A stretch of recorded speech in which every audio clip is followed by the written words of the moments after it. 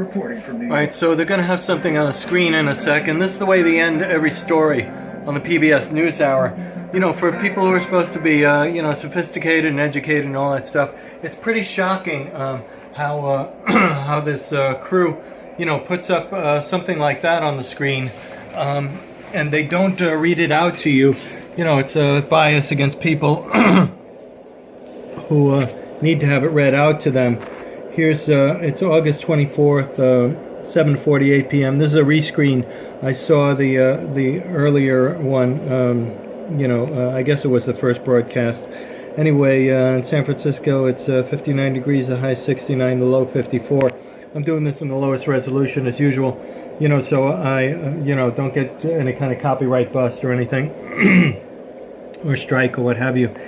But I just wanted to get that out there. And then, of course, horrifyingly, on a 40-inch TV, it's a bright white light basically being blasted in my face. You know, a spotlight in my own you know, living room here, where everything else is dark except for the screen here.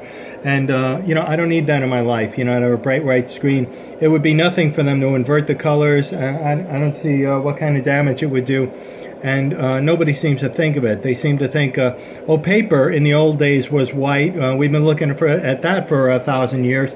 But the thing about paper is, it's not blasting light at you. It's not blasting pixels in your face. It's not this brightness coming right into your eyes.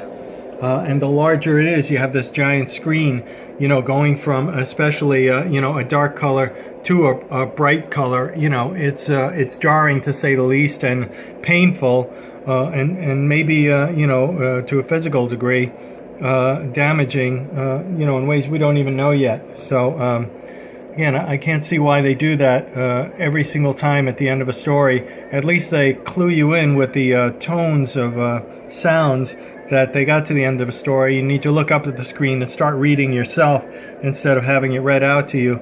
I don't know why they don't have some person read it to you in real time, and that way they could gauge also how long to leave it on the screen instead of just guessing, which they seem to now.